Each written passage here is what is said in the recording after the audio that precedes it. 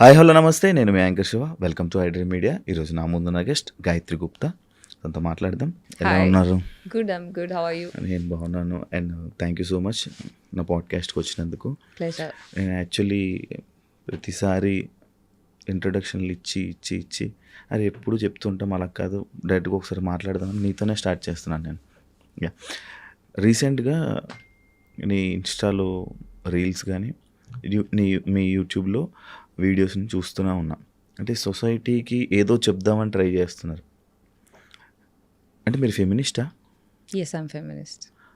ఇప్పుడు ఈ మధ్యన లేకపోతే ఫస్ట్ నుంచి ఉన్నా? అంటే ఫెమినిస్ట్ అంటే బేసిక్గా మీ ఉద్దేశంలో ఏంటి? దాన్ని బట్టి అంటే అమ్మాయిలకి స్టాండ్ తీసుకోవడం, అమ్మాయిలు ఏం చేసినా రైట్ అని అనడం అని నాకు అర్థమైంది.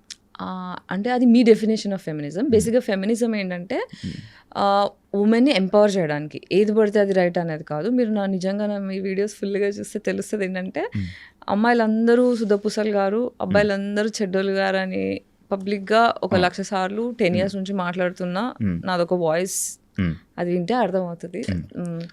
నార్మల్గా యాక్చువల్లీ నేను ఎలా చెప్తున్నానంటే ఫెమినిస్ట్ అంటే కొంతమంది మన దగ్గర అంటే కొంతమంది ఇప్పుడు ఫెమినిస్టులు కత్తి ఉంటుంది, కత్తితో మర్డర్ చేయొచ్చు, కత్తితో కూరగాయలు కోయచ్చు, ఏమైనా చేయొచ్చు. ఇది నేను బిగ్ బాస్లో ఉన్నప్పుడు విన్నా. అంటే ఇప్పుడు కత్తితో మర్డర్ చేశారు కాబట్టి కత్తి మంచిదా అంటే కత్తిని ఎలా వాడుతున్నారు వాళ్ళ బట్టి మనం డెఫినేషన్ మార్చలేం కదా. Feminism came to empower women because పితృస్వామ్య వ్యవస్థ వల్ల ఆడవాళ్ళు మీకు అంటే ఇప్పుడు నేను స్పెసిఫిక్గా చెప్పక్కర్లేదు, మనకు అందరికి తెలిసిందే. ఇప్పుడు మన లాస్ అప్గ్రేడ్ అవుతున్నాయి, పీపుల్ అప్గ్రేడ్ అవుతున్నారు. ఒకప్పుడు ఆడవాళ్ళు ఇంటికి పరిమితం అవుతుండే, కిచెన్కి పరిమితం అవుతుండే. ఇప్పుడు సొసైటీలోకి వస్తున్నారు, వర్క్ చేస్తున్నారు. ఇప్పుడు సొసైటీ ఆడవాళ్ళకి రెడీ లేకుండే వర్క్కి. సడన్గా అంటే మిలీనియల్ జనరేషన్ నుంచి ఆడవాళ్ళు రావడం స్టార్ట్ అయిన దగ్గర నుంచి అసలు ఆడవాళ్ళని ఎలా హ్యాండిల్ చేయాలి అనే, ఇప్పుడు ఆడవాళ్ళ హెల్త్ డిఫరెంట్ ఉంటుంది, ఎక్స్పెక్టేషన్స్ డిఫరెంట్ ఉంటాయి.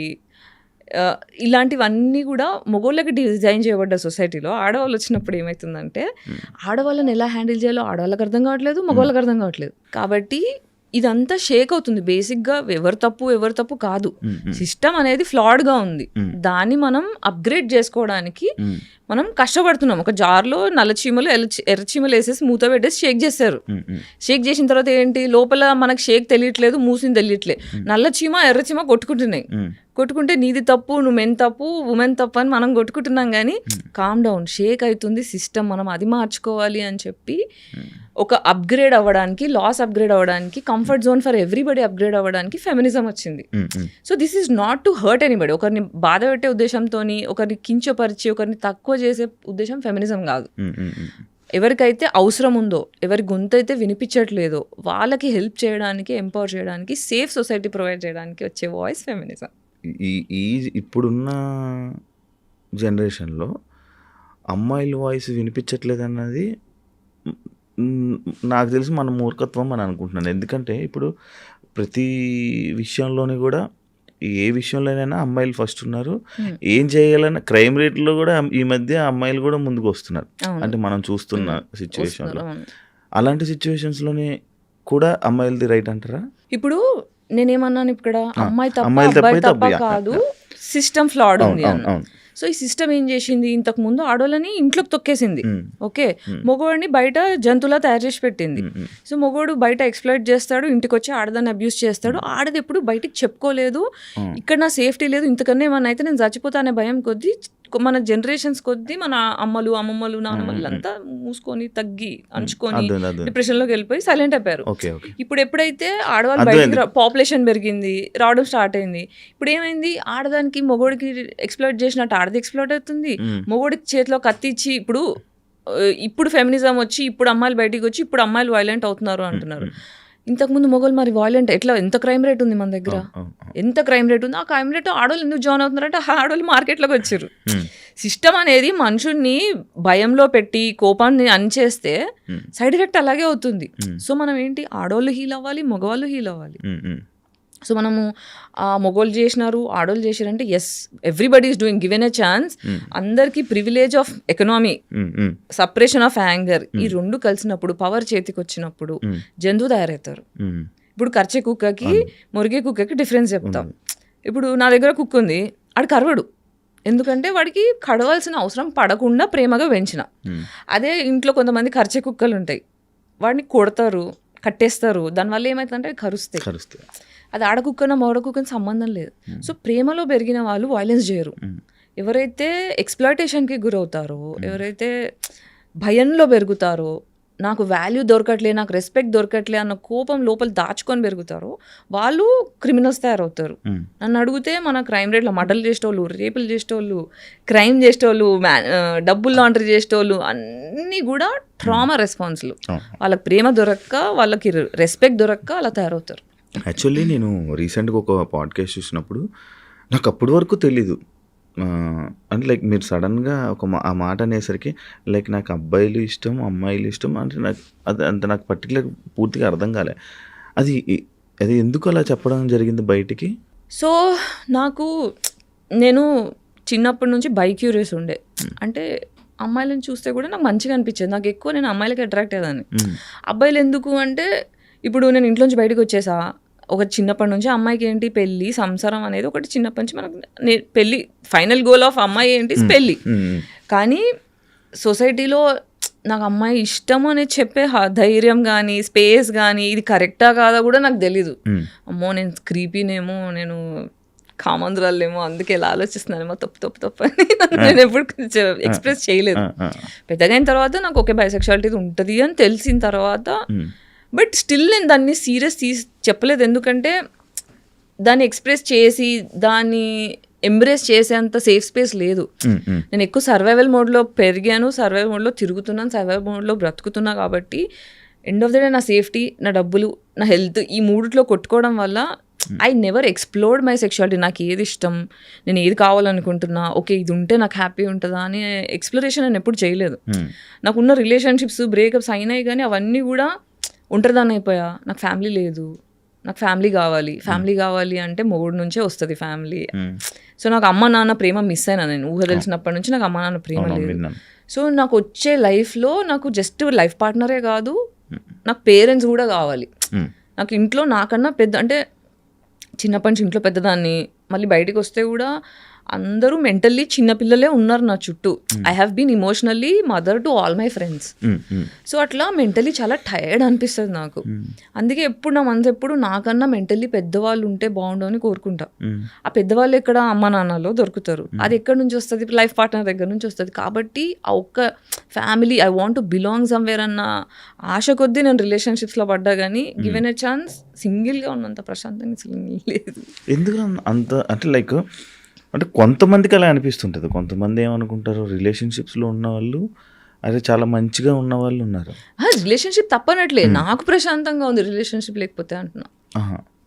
ఎందుకు ఏమైనా ఇబ్బంది పడ్డారా? అంటే నేను రీసెంట్ పోస్ట్లో కూడా చూసాను ఇన్స్టాలో, బాగా ఏడుస్తూ బ్రేకప్ అయినందుకు ఏడుస్తూ అది పెట్టడం జరిగింది. బ్రేకప్ ఒకటైతే వేరు, చాలా బ్రేకప్స్ అయ్యాయి. కానీ ప్రతిసారి ఏంటంటే ఫ్యామిలీ కావాలి, నేను ఒంటరిగా ఉన్నాను, నాకు ఫ్యామిలీ కావాలి, నాకు ప్రేమ కావాలి అనే ఆశ కొద్దీ ఈ రిలేషన్షిప్స్లో కూడా నచ్చినా నచ్చకున్నా ఒక్కొక్కసారి when we had to have sex, I had participated, but I wish I didn't do that. నాకు అంటే మొగోళ్ళు 100% పర్ఫెక్ట్ ఉండరు, మార్చుకోవాలి. ఇప్పుడు చెప్తారు కదా పెళ్ళైన తర్వాత, నా మొగుడు ఇట్లా సతాయిస్తుంది అట్లా సతాయిస్తుంది అంటే మార్చుకో అంటారు. కానీ మొగోళ్ళు మారకపోతే ఏం చేస్తాం? సో మార్చే పద్ధతిలో ఏంటంటే okay I want a family అనే కోరిక కొద్దీ చాలాసార్లు కాంప్రమైజ్, ఇష్టం లేకున్నా పార్టిసిపేట్ చేయడం. సో 30 years తర్వాత కన్సెంట్ అని తెలిసిన తర్వాత, కన్సెంట్ డెఫినేషన్స్ అర్థమైన తర్వాత, మ్యారిటల్ రేప్స్ గురించి అర్థమైన తర్వాత, సెల్ఫ్ వర్త్ తెలుసుకున్న తర్వాత, నా వర్త్ నాకు తెలియకపోవడం వల్ల, నాకు ఫ్యామిలీ ఉంటే కానీ వాల్యూ లేదు అని నేను ఫీల్ అవ్వడం వల్ల, అర్హత లేని మనిషితో రిలేషన్షిప్ పెట్టుకొని వాళ్ళకి నేను తగ్గాను అనే ఒక సాడ్ ఫీలింగ్ వచ్చింది. దానివల్ల ఏంటంటే ఓకే నాకు ఇప్పుడు అంటారు కదా, ప్రేమతో పెరగని వాళ్ళు కత్తి మీద ప్రేమను వెతుక్కుంటారు, కత్తి మీద అని. అలా నేను అలా వెతుక్కున్న ప్రేమని, but it was not safe. Selection problem ఏమో కదా? అవును, నా సెలక్షన్ ప్రాబ్లమ్. ఎందుకంటే తండ్రి దగ్గర నుంచి వచ్చే, ఇప్పుడు ఎప్పుడైనా అమ్మాయి ఫాదర్ లాంటి అబ్బాయిని కోరుకుంటుంది, అబ్బాయి ఎప్పుడు అమ్మాయి లాంటి అమ్మ లాంటి అమ్మాయిని కోరుకుంటాడు. నా ఫాదర్ ఈక్వేషనే ఖరాబ్ అయిపోయింది. సో ఇప్పుడు అబ్యూజివ్ ఫాదర్ ఉన్నాడు, కూర్చుంటే పగలగొట్టడం, లేస్తే చీపి తిరిగిపోయి, చెప్పులు ఇరిగిపోయి, టీవీ వైర్ ఉంటుంది కదా, కాపర్ వైర్ పైన పొట్టు తీసేసి ఆ వైర్తో కొడితే తోలు లేస్తే దాంట్లో కారం పొడేయడం, కళ్ళల్లో నిమ్మకాయలు వినడం. ఇది రెగ్యులర్, ఇది డైలీ బేసిస్.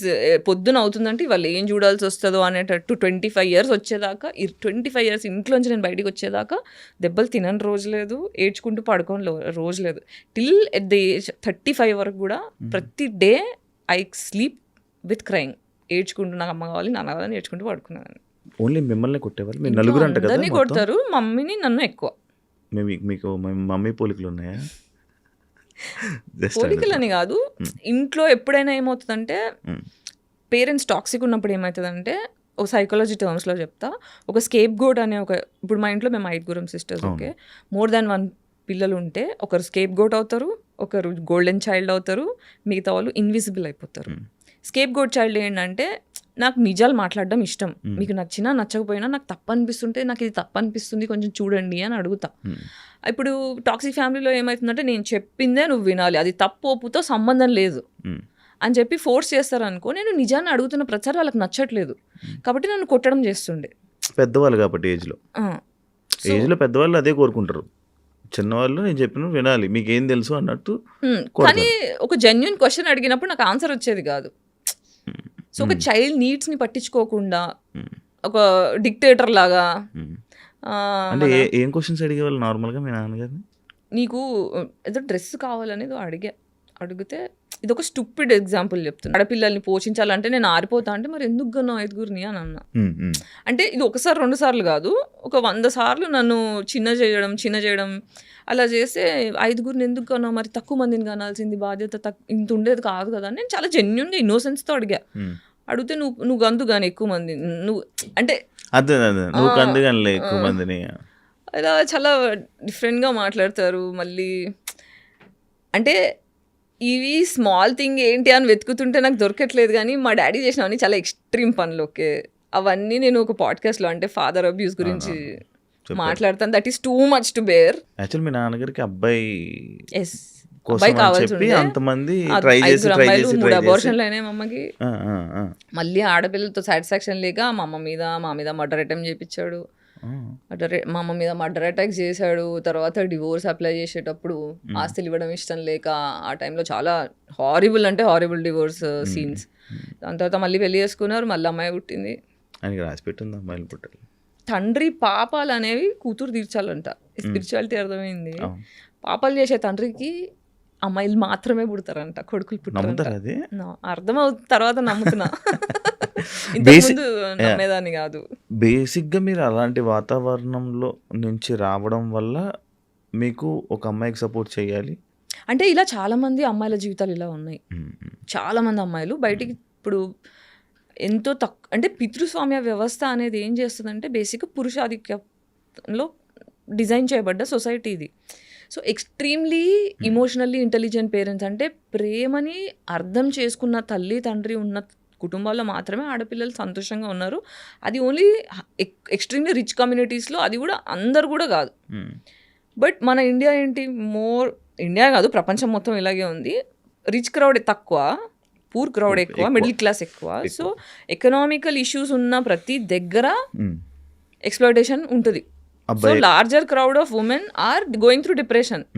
సో నా వాల్యూ ఏంటో నాకు తెలియకుండా నేను పెరుగుతున్నట్టు చాలా మంది అమ్మాయిలు, చాలా మంది కాదు, ఎక్స్ట్రీమ్లీ ఎక్కువ population, more than 50% of population అనే చెప్తాను నేను. మీరు ఇలా మాట్లాడడం స్టార్ట్ చేశాక ఎవరైనా అమ్మాయిలు మిమ్మల్ని కాంటాక్ట్ అయ్యారా? చాలా మంది అవుతారు, రెగ్యులర్ బేసిస్లో అవుతారు. వీళ్ళ టైం బట్టి మ్యాక్సిమం రిప్లైలు ఇస్తా, అందరితో మాట్లాడతారు. ఓకే, ఈ జనరేషన్లో పెళ్లి చేసుకోవడం తప్పు అంటారా? తప్పు అంటే ఇట్స్ అ ప్రివిలేజ్. ఓకే, పెళ్లి చేసుకోవడం అనేది ప్రివిలేజ్. ఇప్పుడు నన్ను అడిగితే మనం అందరం యుద్ధంలో ఉన్నాం, సైకలాజికల్ యుద్ధంలో ఉన్నాం.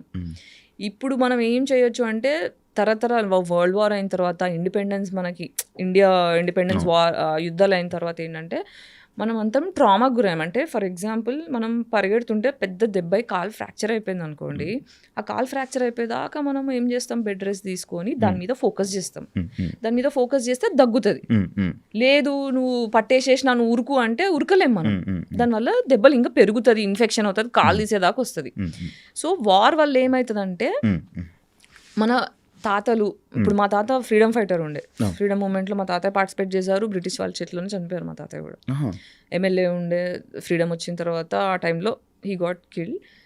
సో ఇట్లాంటి టైంలో ఏమవుతుందంటే మన తాతల జనరేషన్ వాళ్ళందరూ ఇమోషనల్ ట్రామాకి గురయ్యారు. అంటే ఫుడ్ ఎక్స్‌ప్లాయిటేషన్, చంపేయడాలు, భయంలో బ్రతికారు. ఇప్పుడు గాజా వార్ చూస్తున్నారు కదా, భయంలో ఉన్నారు.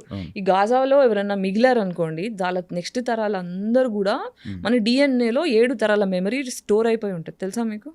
తెలియదు. మనకి డిఎన్ఏ మనకి ఇప్పుడు సరే పెళ్లి చేయాలంటే 7 తరాల టు 7 తరాలు ఎందుకంటారు? నాకు తెలియదు. ఎందుకంటే వాళ్ళకి హెల్త్ ఇష్యూస్ కానీ ఇవన్నీ, మన హెల్త్ ఇష్యూస్ ఎలా వస్తాయి, మనకున్న డిప్రెషన్ బట్టి, మన లోపల ఉన్న ట్రామా బట్టి. ఇప్పుడు భయం వల్ల వచ్చిన హెల్త్ ఇష్యూ, నా నిజాలు నేను మాట్లాడలేకపోతున్నాను అనుకో, నాకు థైరాయిడ్ వచ్చే ఛాన్స్ ఉంటుంది. నాకు సపోర్ట్ సిస్టమ్ దొరకట్లేదు అనుకో, నాకు లోవర్ బ్యాక్ పెయిన్ వస్తుంది, ఫైనాన్షియల్గా డబ్బులు లేకపోవడం వల్ల అట్లుంటే. సెక్షువల్ ట్రామా ఉందనుకోండి, రేపులు ఎక్కువ జరగడం, ఇవన్నీ జరిగితే అంటే ఇట్లా లోవర్ బ్యాక్ టెయిల్ బోన్ దగ్గర పెయిన్ రావడం వల్ల వస్తుంది. ప్రేమ సరిగ్గా దొరకట్లేదు అనుకో, నేను ఎవరిని ప్రేమించలేకపోయే ధైర్యం చేయలేకపోతున్నాను అనుకో, హార్ట్లో పెయిన్ వస్తుంది. ఎక్కడ తెలుసుకున్నారు ఇవన్నీ చదువుకున్నాను. సో దీనంటే దీస్ డిసీజెస్ మనకున్న డిసీజెస్ అన్నీ కూడా ఇమోషనల్ బ్యాగేజెస్ వల్ల వచ్చేవన్నమాట. సో మన తాత ముత్తాతల జనరేషన్ వాళ్ళందరికీ ఇలా డిఎన్ఏలో కూర్చుండిపోయాయి. అందుకే ఒక్కొక్కరికి ఒక్కొక్క లాంటి డిసీజెస్ వస్తుంటాయి.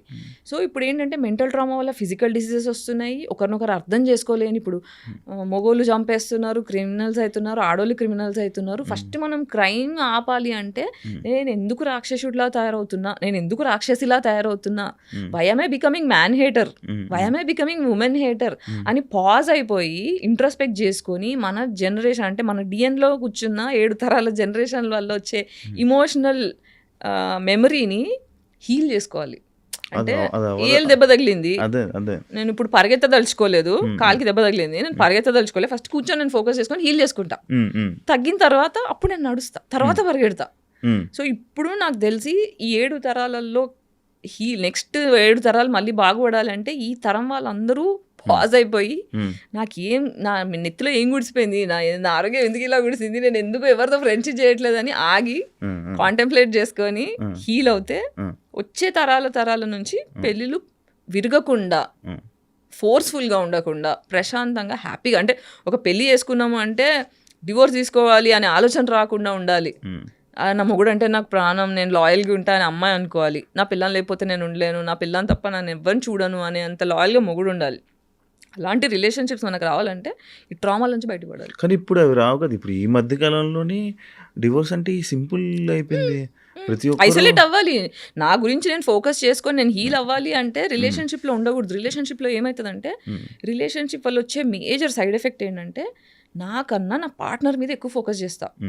వాళ్ళ బాగోగుల గురించి చూడడమే రిలేషన్షిప్ ఇవ్వడం. ఒకరికి మనం ఇవ్వాలి అంటే మన దగ్గర ఉండాలి.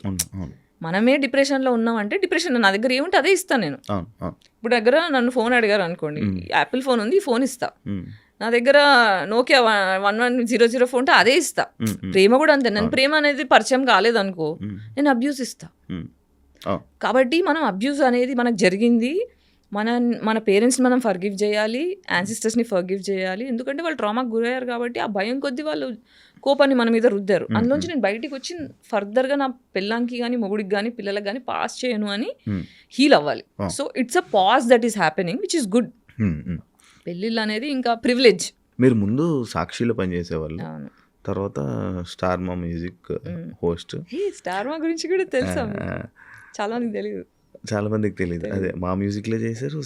ఫస్ట్ సాక్షి తర్వాత నుంచి మా మ్యూజిక్ వచ్చారు. మా మ్యూజిక్ నుంచే అలాగా యాక్టర్ అయిపోయారు సడన్గా. అంటే ఈ జర్నీలో ఒక దాంట్లో ఒకరి కోసం అంటే ఒక మంచి మాటలు.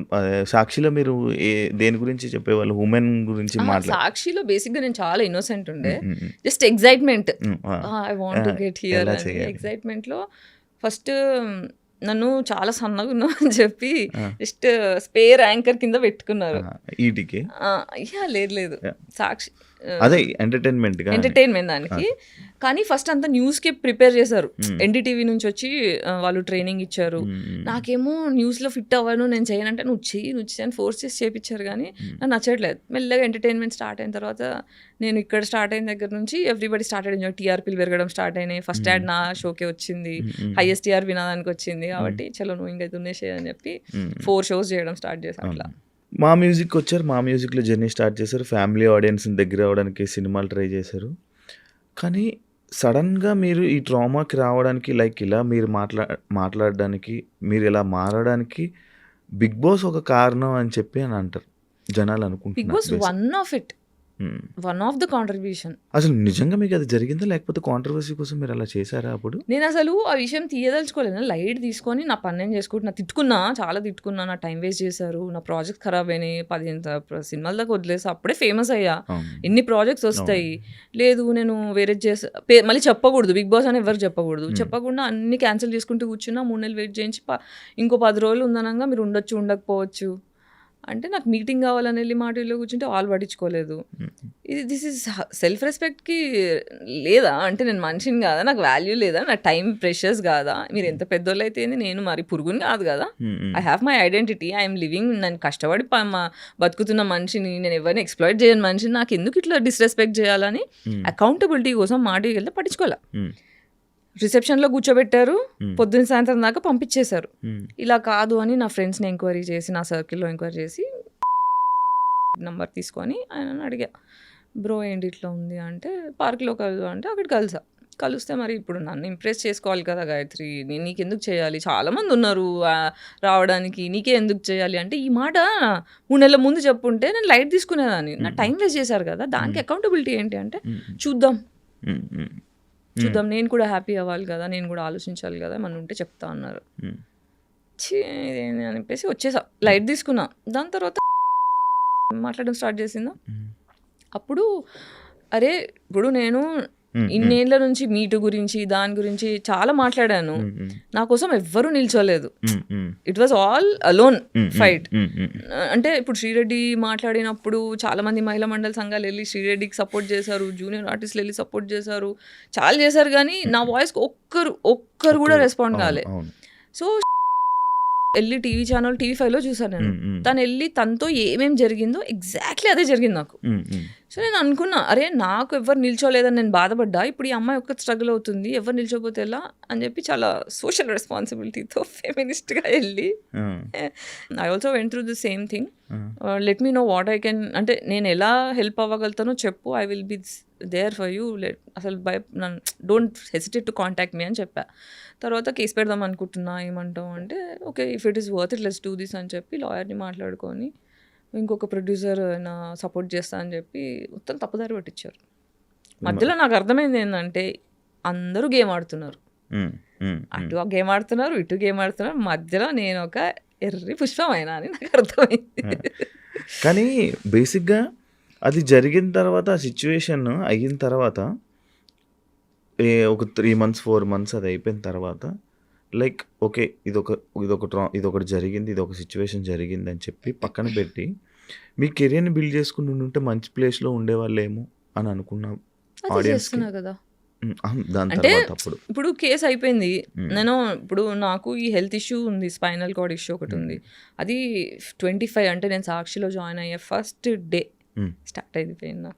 ఇలా ఫుల్ ఎక్సైట్మెంట్లో నాకు ఇష్టమైన జాబ్ నేను నా సొంతంగా తెచ్చుకున్నా, నా ఎడ్యుకేషన్తో సంబంధం లే, సర్కిల్తో సంబంధం లే, పేరెంట్స్ రికమెండేషన్తో సంబంధం లే, సొంతంగా తెచ్చుకున్నాను. ఒక ఫస్ట్ గర్వం అంటే చిన్నప్పటి నుంచి నువ్వు వేస్ట్, నువ్వు దేని పనికిరావు, నువ్వు చచ్చిపో అని మా ఇంట్లో మాటలు అని పెరిగిన మనిషిని ఫస్ట్ టైం ఓకే నేను వేస్ట్ కాదు, నేను ఏదో ఒక చేయగలుగుతా అనే ఎక్సైట్మెంట్లో పోయా ఆఫీస్కి. వెళ్ళి ఇలా స్టెప్స్ ఎక్కుతున్నా పట్టేసుకుంది లోవర్ బ్యాక్, కదల రావట్లే, ఇట్లా కాలు తీస్తే ఇట్లా మంటలు వచ్చేస్తున్నాయి బ్యాక్లో. నాకు అర్థం కావట్లేదు, కూర్చొని ఇంకా పైన వాళ్ళకి ఫోన్ చేస్తే వచ్చి పెయిన్ కిల్లర్ ట్యాబ్లెట్ ఇచ్చి పైనకి వెళ్ళి నాకేం అర్థం కావట్లేదు ఏంటి. తర్వాత ఇంకా అప్పటికే నా ఇంకా షో స్టార్ట్ కాలేదు, నీ షో స్టార్ట్ అయినప్పుడు పిలుస్తానులే గాయత్రి నువ్వు వెళ్ళా అంటే ఇంటికి వెళ్ళిపోయా, బెడ్ రిడన్ అయిపోయా. ఇంకా అక్కడ నుంచి నాకు హెల్త్ పాడవడం స్టార్ట్ అయింది. సో ఆ హెల్త్ ఎందుకు పాడైంది అంటే ట్రామా వల్ల. ఇప్పుడు ఈ ఇండస్ట్రీకి వచ్చిన తర్వాత కూడా ఏంటి, ఇప్పుడు బిగ్ బాస్ అంటే బయటికి కనిపించింది, నేను మాట్లాడాను, ఎందుకంటే బిగ్ బాస్ కూడా ఎందుకంటే బాండ్ సైన్ చేసి ఉన్నాం కాబట్టి, కాల్ కాన్వర్సేషన్స్ ఉన్నాయి కాబట్టి, ప్రూఫ్లు ఉన్నాయి కాబట్టి నేను ధైర్యం చేసిన బయటికి వచ్చి మాట్లాడడానికి.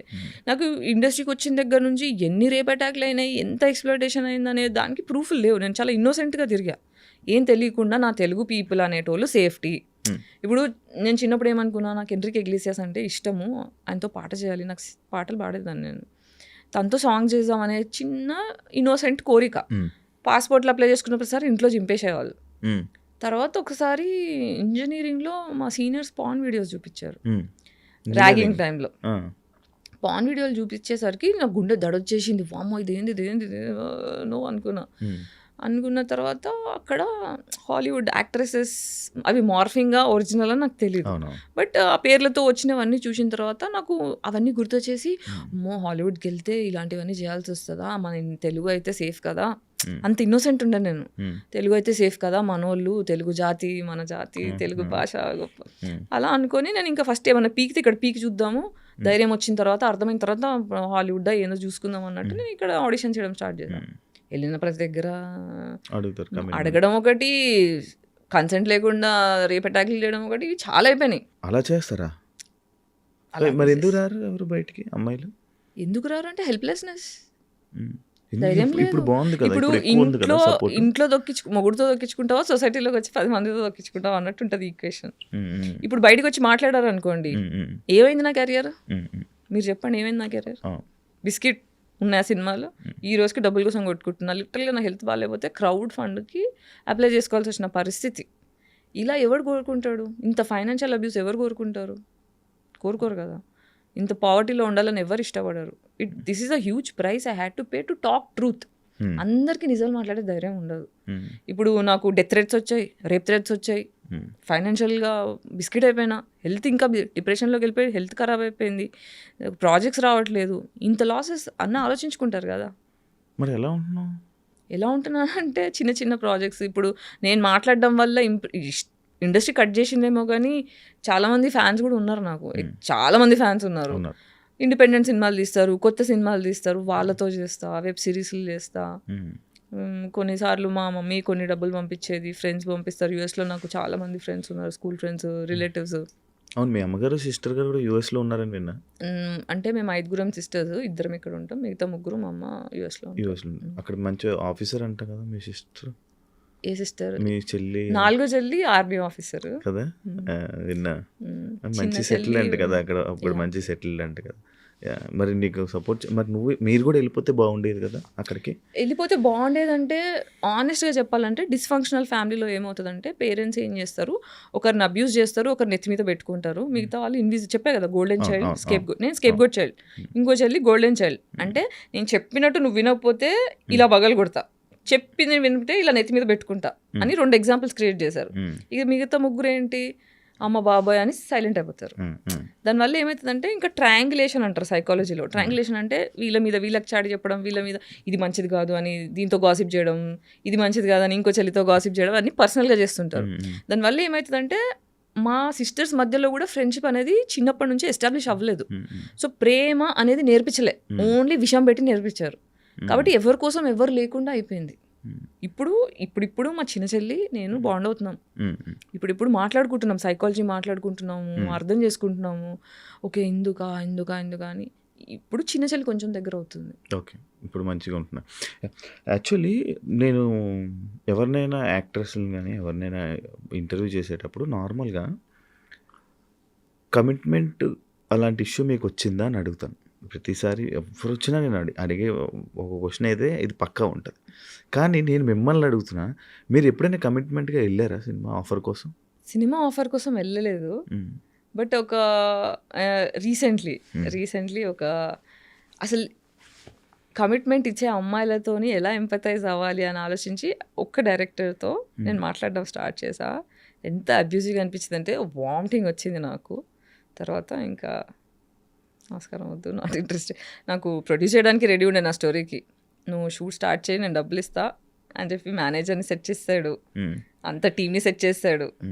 తర్వాత నా వల్ల అవ్వట్లేదు, నాతో కాదు అని నా పావర్టీ బతుకు నేను బతికిస్తా, పర్లేదు అలవాటు అయిపోయింది నాకు అని చెప్పి లైట్ తీసుకున్నా. మీరు సినిమా ఇండస్ట్రీలో చేయలేదు, నేను ఎప్పుడు చేయలేదు. మీకు ఎప్పుడు ఇబ్బంది కూడా రాలేదు ఆ టైంలో? అంటే సినిమాలు చేసాం అంటే చేసిన వాళ్ళు ఇబ్బంది పెట్టలేదు కాబట్టి చేసినవి చేసా. కానీ ఒక్క సినిమా సగం నుంచి ఇబ్బంది పెట్టడం స్టార్ట్ చేశారు. అది నేను ఇంకా హరాస్మెంట్, ఇంకా జాగ్రత్తగా, అతి జాగ్రత్తగా నా ఫ్రెండ్ ఎప్పుడు వెళ్ళినా సింగిల్గా వెళ్ళకుండా అలా రేప్ అటాక్ చేశారు లిటరల్గా. అప్పుడు ఫస్ట్ ఐ డ్రీమ్ ఇంటర్వ్యూలో చెప్పిన ముచ్చటనే అది. సో ప్రొడ్యూసర్ డైరెక్టర్ వాళ్ళు ఇప్పుడు చాలా ఫేమస్. వాళ్ళు ఇద్దరు కలిసి నా మీద చాలా ట్రై చేసి నన్ను ట్రామటైజ్ అయిపోయినా నేను. అది అంటే ట్రైలర్ ఫుల్ హిట్ అయిపోయిందని చెప్పి ఆఫ్టర్ పార్టీ అరేంజ్ చేశారు. ఆఫ్టర్ పార్టీలో ఫోర్స్, నాకేమో మొహమాటం. ఇప్పుడు నాకు ప్రేమ లేక పెరిగిన అమ్మాయిని కదా, సో నేను నలుగురిలో బిలాంగ్ అవ్వాలి అనే కొద్దీ పీపుల్ ప్లీజర్ అంటారు దీని ఇంగ్లీష్లో. ఆ పీపుల్ అందరూ నా గురించి పాజిటివ్గా ఆలోచించాలనే ప్రెషర్లో మొహమాటం ఎక్కువ వచ్చేస్తుంది. నో చెప్పడం కష్టమైపోతుంది. ఒక అంటారు చూడండి, మొహమాటానికి వెళ్తే కడుపు వచ్చిందని. అలా నో చెప్పడం రాక ఫోర్స్ఫుల్గా మందు తాగిస్తే తాగేసా. నాకు మందు పడదు. ఫస్ట్ ఆఫ్ ఆల్ నాకు హెల్త్ ఇష్యూ ఉండడం వల్ల ఏంటంటే మందు తాగితే ఫుల్ బ్యాక్ పెయిన్ వచ్చేస్తుంది. సో నాకు ఇష్టం ఉండదు మందు తాగడం అనేది, నాకు ఇష్టం ఉండదు. బట్ మొహమాటం కొద్దీ తాగు అనేసరికి తాగుతున్నా, తాగని ఇలా ఇలా ఇట్లా పెట్టి తోసేస్తారు, ఇలా పెట్టి పోసేస్తారు. అలా చేసేసరికి అవుట్ అయిపోయిన తర్వాత నా బాయ్ ఫ్రెండ్ తీసుకొని వెళ్ళా, ఎందుకైనా మంచిది సేఫ్ సైడ్ అని. మా వాడికి ఫోన్ వచ్చింది పల్లెటూరు నుంచి, ఊర్లో నుంచి కాల్ వచ్చేసరికి నేను అర్జెంట్గా వెళ్ళాల్సి వస్తుంది, నువ్వు నీ దగ్గర ఫోన్ ఉంది, నేమన్నా ఉంటే కాల్ చేయు, మన వాళ్ళు ఇక్కడిక్కడే ఉంటారు, టెన్షన్ లేదు, నువ్వు వెళ్ళు అని చెప్పి వెళ్ళిపోయి నేను ఒక్కదాన్నే ఉన్నాను డిసైడ్ అయ్యి. ఇంకా ఇంటికి కార్లో డ్రాప్ చేస్తామని తీసుకెళ్ళడం స్టార్ట్ చేశారు. కార్ది టైర్ రిపేర్ ఉంది, మన ప్రొడ్యూసర్ గారు డ్రాప్ చేస్తారు, వాళ్ళ ఇంటి దగ్గర డ్రాప్ చేసేసి నేను రిపేర్కి వెళ్తాను. మన డైరెక్టర్ నన్ను ప్రొడ్యూసర్ దగ్గర ఇంటి దగ్గర డ్రాప్ చేసేస్తే కింద నిల్చొని ఉన్నా, ఏదో ఫోన్ పట్టుకొని నాటకాలు చేసి డ్రైవర్ రావడానికి ఇంకో 20 minutes పడుతుందంట గాయత్రి, రాత్రి అవుతుంది కదా, పైన కూర్చుందా అని వెళ్ళి నా డ్రెస్ లాగడం స్టార్ట్ చేసిండు. నన్ను ఆ డ్రెస్ కాపాడింది. పెద్ద గౌన్ ఉండే, మా డిజైనర్ అన్ని కుట్లేసింది, లూజ్ ఉందని చెప్పేసి ఎక్కడికక్కడ స్టిచ్చెస్ చేసి, చాలా థిక్ క్లాత్ ఉండే, ఇలా పట్టుకొని మొత్తం డ్రెస్ అంతా ఇలా పట్టుకొని కూర్చున్నా మూలకి. ఒక గంట సేపు హరాస్ చేసి నా ఫోన్ స్విచ్ ఆఫ్ అయిపోయింది, నేనేమో తాగేసి ఉన్నా, నాకేం అర్థం కావట్లే. కొట్టేసుకొని లాస్ట్కి గంట చూశాడు.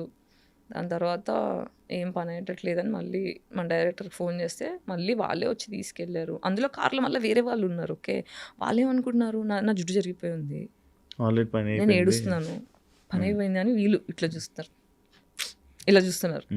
దాని తర్వాత వీళ్ళని ఫాలో అవుతూ ఇంకొక ఈవెంట్ మేనేజర్ బైక్ మీద వస్తున్నాడు. నేను ఫుల్ షాక్లో, డ్రామాలో అసలు ఏం జరిగిందని ఇలా కూర్చొని పోయి ఉన్నా. నా ఇల్లు వచ్చింది, దిగిపోయా. ఆ ఈవెంట్ మేనేజర్ వచ్చి ఇట్లా గలీజ్గా హగ్ చేసుకొని ఇలా అంతా నొక్కేస్తున్నాడు. ఇలా కళ్ళు తిరుగుతున్నాయి నాకు, ఫోర్స్ పని చేయట్లేదు. ఫస్ట్ ఆఫ్ ఆల్ షాక్లో ఉన్నా, డిసోసియేషన్లో ఉన్నా, ఫ్రీజ్ మోడ్లో ఉన్నా, తాగేసి ఉన్నా. ఇలా చేసేసరికి నేను ఒక 10 రోజులు నార్మల్ మంచి తినలేదు, నిద్రపోలేదు, జస్ట్ అలా కళ్ళలోంచి నీళ్ళు పోతున్నాయి. సో ఇలా జరిగిన తర్వాత ఇంకా ఆ సినిమా అయిపోయేదాకా నా బాయ్ ఫ్రెండ్ని పక్కన పెట్టుకొని నేను రాను, నేను ఒక్కసారి వెళ్ళాను. అది కూడా ఎందుకు వెళ్ళా అంటే, ఇప్పుడు ఇది జరిగింది, ప్రూఫ్ లేవు, నేను ప్రూఫ్ చేసుకోలేను. అప్పటికి నేను ఆ సినిమా మీకు తెలిసిపోతుంది, నేను సడన్గా మాయమైపోతాను. ఎండింగ్లో క్లాస్లో నేను కనిపించాను, ఎందుకు ఈ క్యారెక్టర్ మాయమైపోయింది అని క్వశ్చన్ వస్తుంది ఆడియన్స్కి. నేనేంటంటే ఇప్పుడు అందరికీ ఏం చెప్పాడు, గాయత్రి సీరియస్గా లేదు, నాకు ఫోన్లు ఎత్తట్లేదు, టైం ఇవ్వట్లేదు, అసలు అమ్మాయికి సిన్సియారిటీ లేదు, అలా ఇలా అని నా గురించి నెగిటివ్గా మాట్లాడడం స్టార్ట్ చేశాడు. ఆ మాట నిజం అవ్వద్దు, నా సినిమాలు వేరే సినిమాలు పాడగవద్దు, ఈమెకి వర్క్ ఎథిక్స్ లేవు, ఈమె హార్డ్ వర్క్ చేయదు అన్న పేరు ఖరాబ్ కావద్దని ఒప్పుకున్నా. కాబట్టి ఫినిష్ చేస్తా అన్నట్టు జాగ్రత్తగా ఫినిష్ చేసుకున్నా. గాయత్రి గుప్తా అంటే క్యూట్నెస్, అదైతే క్యూటే. నేను చాలా అంటే ఫ్యామిలీ ఆడియన్స్లో బాగా కనెక్ట్ అయిన అమ్మాయి సడన్గా ఎందుకు ఇలా అయిపోయింది, ఎందుకు ఇలా చేస్తుంది యూట్యూబ్లో వీడియోలు, ఏమైంది ఈ అమ్మాయికి అనే క్వశ్చన్స్ మొదలయ్యడం స్టార్ట్ అయినాయి. అంటే తన లైఫ్ని తనే ఖరాబ్ చేసుకుంది అని అనే వాళ్ళకి ఎవరికి లైఫ్ ఖరాబ్ చేసుకోవాలని ఉండదు. చిన్నప్పటి నుంచి ఏంటంటే ఇంట్లో ట్రామా రావడం వల్ల బేసిక్గా డార్క్ కామెడీ అనేది ట్రామా రెస్పాన్స్. మీరు ఎవరైనా చూడండి, ఎక్కువ నవ్వుతున్నారు, ఎక్కువ నవ్వుపిచ్చే వాళ్ళు ఉంటారు, ఎక్కువ జోకులు చెప్పే వాళ్ళు ఉంటారు, వాళ్ళ లోపల చాలా డిప్రెషన్ ఉంటుంది. అది దాచిపెట్టుకోవడానికి కామెడీ అనేది డిఫెన్స్ మెకానిజం అనమాట. సో ఎవరైతే ఎక్కువ నవ్విస్తుంటారో అందరినీ సంతోషం పెట్టడానికి ఎవరైతే ప్రయత్నిస్తుంటారో వాళ్ళు జీవితంలో సీక్రెట్గా డిప్రెషన్లో ఉన్నారు. ఓకే, సో నేనేంటంటే చలో ఇంట్లోంచి అయితే వచ్చేసిన 25 తర్వాత వెళ్ళగొట్టారు, ఇంట్లోంచి పంపించేశారు, బయటికి వచ్చిన తర్వాత చలో నా లైఫ్ నా కంట్రోల్లోకి వస్తుంది కదా, అమ్మాయ హ్యాపీగా ఉన్నా అనుకున్నా. కానీ సోషల్ ట్రామా గురించి నాకు తెలియదుగా. ఓన్లీ ఇంట్లో వాళ్ళే అబ్యూస్ చేస్తారని తెలుసు కానీ బయట వాళ్ళు అబ్యూస్ చేస్తారని తెలియదు. ఇది ఒక షాక్. కానీ ఇది ఎవరికి చెప్పుకోవాలి, నేను జస్టిస్ ఎక్కడ తెచ్చుకోవాలి, నన్ను ఎవరు సపోర్ట్ చేస్తాడు, నా డివోర్స్ తెచ్చుకోవడానికే తల కింద నేలకు రాయాల్సి వచ్చింది.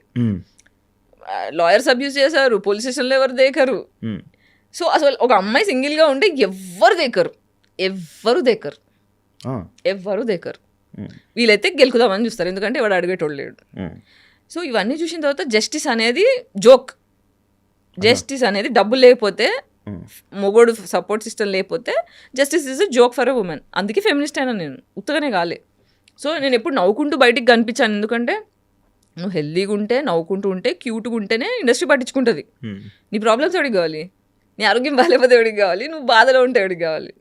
అదే కదా సొసైటీ. డబ్బులు సంపాదిస్తున్నావా, క్యూట్గా ఉన్నావా, నా సినిమాకి పనికి వస్తావా, అంతకన్నా ఎవరికి అవసరం లేదు.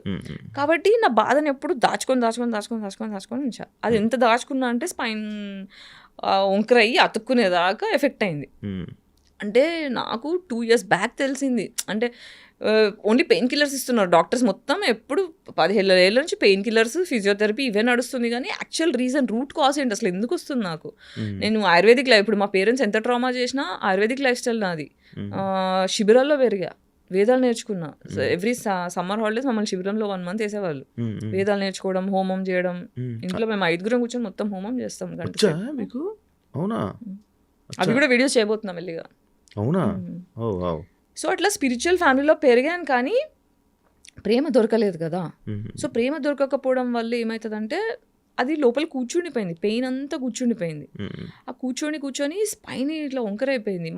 మెడిసిన్స్ దొరకట్లేదు, ఇంత హెల్దీ లైఫ్. నేను జంక్ ఫుడ్ తినను, నాకు బ్యాడ్ హ్యాబిట్స్ లేవు, మసాలాలు తినను, బిర్యానీలు తినను, అడ్డమైన నూనె తినను, చాలా ఆర్గానిక్గా డీటాక్స్. చిన్నప్పటి నుంచే మా ఇంట్లో డీటాక్స్ అలవాటు, యోగా అలవాటు. నేను యోగా ఛాంపియన్, నేషనల్ ఛాంపియన్. నేను కరాటే వచ్చేసాను చిన్నప్పుడు, గ్రీన్ బెల్ట్ దాకా ఉంది.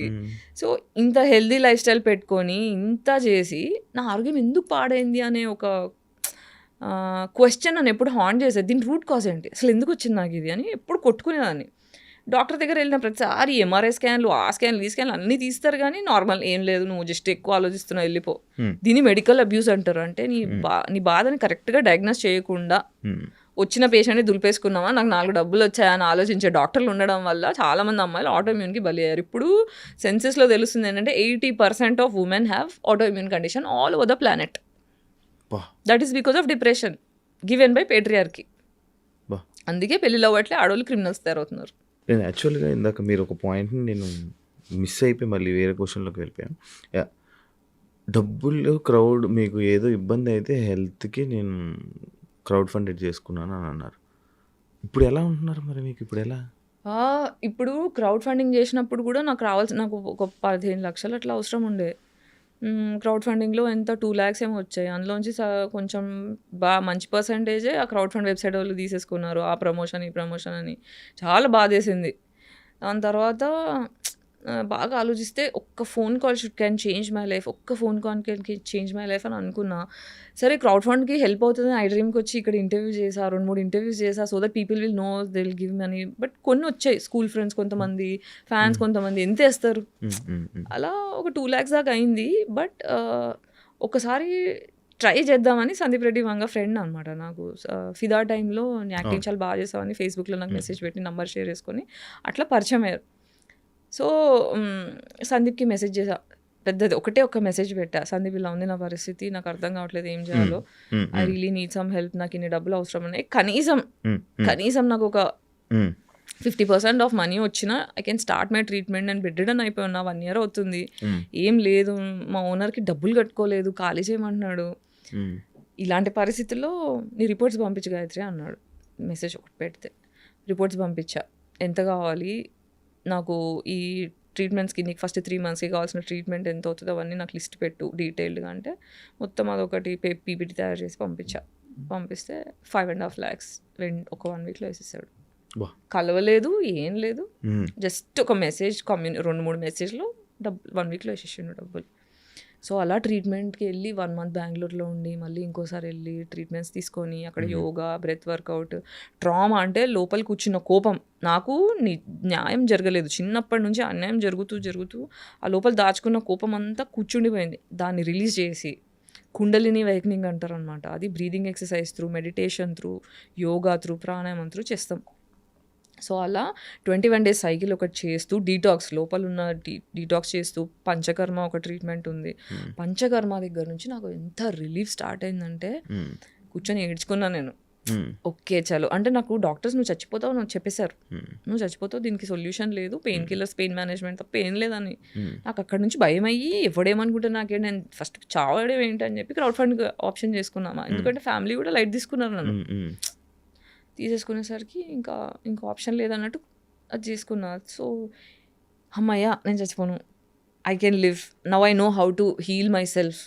నా హీలింగ్ నేను అర్థం చేసుకున్నా. ఫస్ట్ ఇది ట్రామా వల్ల వచ్చింది, ఆ ట్రామా రిలీజ్ చేసుకొని ఫర్దర్గా ట్రామా ఇయ్యని మనుషులతో మాత్రమే స్నేహం చేయాలి, ట్రామా ఇచ్చేవాళ్ళు వద్దు అని డిసైడ్ అయితే 90% నా సర్కిల్ మొత్తం కట్ అయిపోయింది. ఇప్పుడు నా జీవితంలో 4 మిగిలారు. అంటే నాకు అర్థమైంది ఏంటంటే ఒక మనిషి అవసరం కొద్దీ నేనున్నాను కానీ నా అవసరం కొద్దీ ఎవరు లేరు నా జీవితంలో. అందరికీ నేను అమ్మనైపోయా ఎమోషనల్లీ, అందరికీ ఇస్తున్నా ఆమె గివర్. ఎందుకంటే ఇంట్లో నాకు ఇవ్వడం జరగలేదు. సో ఇవ్వకపోతే ఒక చైల్డ్ ఎంత సఫర్ అవుతుంది, ఇలా ఎవ్వరు సఫర్ అవ్వకూడదనే ఒక కసి కొద్దీ నాకు జరిగింది ఇంకెవరికి జరగకూడదని, ఎవరైనా బాధలో ఉంటే వాళ్ళని తీసుకొచ్చి ఇంట్లో పెట్టుకొని వాళ్ళకి హెల్ప్ చేసి అందరినీ ప్రేమ చేసి అందరిని చూసుకొని అలసిపోయా. ఇప్పుడు ఈ లాస్ట్ కుండలిని అవేకనింగ్ అయిన తర్వాత, ట్రీట్మెంట్స్ అయిన తర్వాత కొంచెం స్పిరిచువల్ జర్నీ స్టార్ట్ అయింది. నాకు దేవుడు పరిచయం అయ్యాడు. 10 ఏళ్ళుగా గట్టిగా ఏథిజం అని మాట్లాడా. నాకు I got introduce to God, I found God. So అట్లా ఐ స్టార్టెడ్ హీలింగ్. అంటే దేవుడు పరిచయం అవడం అంటే మనకి బేసిక్గా ఏమవుతుందంటే ఇక్కడ పీనల్ గ్లాండ్ అని ఒక గ్లాండ్ ఉంటుంది తల్లో. ఆ పీనల్ గ్లాండ్ ఎప్పుడు మనం తినే ఆర్టిఫిషియల్ ఫుడ్ వల్ల ఫ్లోరిన్ పేస్ట్లు, క్లోరిన్ వాటర్, స్విమ్మింగ్ పూల్లో ఉండేవి, స్నానం చేసే నీళ్ళు, ఇలా రకరకాల విధాలుగా పీనల్ గ్లాండ్ మొత్తం క్యాల్సిఫికేషన్ వచ్చేస్తుంది. అంటే మీరు ఇప్పుడు for example water heater rod నీళ్ళలో పెడితే ఇట్లా తెల్ల పొరలా వస్తుంది, అలా మన పీనల్ గ్లాండ్ చుట్టూ క్యాల్సిఫికేషన్ అయిపోతుంది. దానివల్ల మన స్పిరిచువల్ కనెక్షన్ కట్ అయిపోతుంది. అవునా? సో ఈ కుండలిని అవేకనింగ్లో ఏం చేస్తారంటే పీనల్ గ్లాండ్ని డీకాల్సిఫై చేస్తారు. అంటే క్యాల్సిఫికేషన్ని తీసేసే ప్రాసెస్లు ఉంటాయి ఆయుర్వేదాలు. దానివల్ల స్పిరిచువల్ కనెక్షన్ స్టార్ట్ అయ్యి you will start understanding the concept of God, you will understand what is universe, అసలు మనం ఎందుకు పుట్టామో, మన పర్పస్ ఏంటి, యాజ్ అ సోల్ మనం ఏంటి, మన బాధ్యతలు ఏంటి, మనం చేయాల్సినవి ఏంటి, ఇవన్నీ అర్థం అవడం స్టార్ట్ అవుతాయి. సందీప్ రెడ్డి వంగ గారు మీకు అంత క్లోజ్, ఆయన ప్రాజెక్ట్స్లో మీకు ఆఫర్స్ రాకపోవడానికి రీజన్ ఏమైనా ఉందా? అది నాకు తెలియదు. అంతవరకే. అంటే ఎప్పుడో ఒకసారి రిప్లై చేస్తాడు ప్రాజెక్ట్స్కి. ఎప్పుడు మధ్యలో ఒక ప్రాజెక్ట్ వేరే వాళ్ళ ఫ్రెండ్తో ఇప్పించాడు, Gayatri you should do this project అని చెప్పి నన్ను రెఫర్ చేశాడు. కానీ నాకు ఆ డైరెక్టర్ నచ్చలేదు. నచ్చకపోవడం అంటే యాంగర్ ఇష్యూస్ ఉండే ఆ డైరెక్టర్కి. సో రిహార్సల్ సెషన్లో అంటే ఏదన్నా అటు ఇటు అయితే చాలా రూడ్గా బిహేవ్ చేసేవాడు. నాకేమో సెల్ఫ్ రెస్పెక్ట్ మనిషి, నాకు రెస్పెక్ట్ లేకపోతే కష్టం. ఒకసారి చూసా, 2 సార్లు చూసా, 3వ సారి అడ్వాన్స్ రిటర్న్ ఇచ్చేసి నన్ను క్షమించండి, మీకంటే నాకన్నా ప్రాజెక్ట్ పెద్దది, ఈ ప్రాజెక్ట్లో నేను ఉంటే నేను న్యాయం చేయలేను, మీ మీద రెస్పెక్ట్ ఉంది కానీ నేను ఇందులో ఫిట్ అవ్వను అని చెప్పి పద్ధతిగా చెప్పి వచ్చేసా బయటికి. నాకు మీ నోస్ పిన్ ఎందుకు పెట్టుకున్నది? ఇదా? This is a basically indication that I'm bisexual, pansexual. అవునా? నాకు కాదు అనే దానికి ఇది నాకు తెలియదు అసలు ఇప్పుడు దాకా, నాకు ఇవన్నీ ఏం తెలియవు. అవునా? ఓకే. అంటే మేజర్లీ ఇప్పుడు స్పెక్ట్రమ్ చైల్డ్ అని చెప్పడానికి, ఓకే, సెక్షువాలిటీతో సంబంధం లేదు, I belong to queer community, I mean neuro divergent అని చెప్పడానికి ఇది ఒకటి. అవునా? ఎంతమంది అమ్మాయిలతో కలిసి ఉంటారు మీరు ఇప్పటిదాకా? యాక్చువల్లీ అమ్మాయిల దగ్గరికి వెళ్ళి ఏం అడుగుతారు? ఏం చేయలేదు నేను ఇప్పటిదాకా. అదే కదా 40 yearsకి వచ్చిన తర్వాత బయట చెప్పా, కి ఐఎమ్ పాన్సెక్షువల్. నేను ఇది ధైర్యంగా చెప్పగలుగుతా అని నాకు నేను ధైర్యం తెచ్చుకొని బయట మాట్లాడడానికి నాకు 40 ఏళ్ళు పట్టింది. ఇప్పుడు నాకేంటంటే జస్ట్ బికాజ్ ఐఎమ్ బైసెక్షువల్ అమ్మాయి దొరికిందా చేసా అలా కాదు. కాదు, పడాలి, నచ్చాలి, ఈక్వేషన్స్ ఏమి ఉండాలి అవన్నీ ఉంటాయి అబ్బాయితో ఎలా అలాగే. కానీ అంత ఇంప్రెసివ్ అయిన అమ్మాయిలు కూడా దొరకలేదు నా జీవితంలో. అబ్బాయిలతో నేను ఎంత ట్రామా గురయ్యానో అమ్మాయిలతో కూడా అంత ట్రామా గురయ్యా. కాబట్టి నన్ను అంటే నేను తొందరగా ఇంప్రెస్ అవ్వలేను, అట్లా కష్టపడాలి. ఇష్టమైన అబ్బాయిలు అంటే లవ్ చేస్తారు నార్మల్గా. బేసిక్ ఇప్పుడున్న జనరేషన్ లవ్ అంటే కలవడం కోసమే. ఎలా కలవడం అంటే ఫిజికల్గా కలవడం కోసమే. అదే నేను ఎప్పుడు చేయలేదా వాచినాను. అయితే నార్మల్గా లవ్ అని అంటే సెక్స్ కోసం లేకపోతే దాని కలుస్తూ ఉంటారు. ఇప్పుడు సంభోగం. ఇప్పుడు మ్యాక్స్ లవ్ అంతా ఇలాగే ఉండడానికి రీజన్ ఏమైనా ఉందంటున్నా? Trauma response. Hypersexuality is trauma response. చెప్తా, దానికి ఎలాగో ఎక్స్ప్లెనేషన్ ఇస్తా. బాడీకి జనరల్గా మనం సేఫ్ అని ఫీల్ అవ్వడానికి డైలీ 8 నుంచి 12 హగ్స్ కావాలి.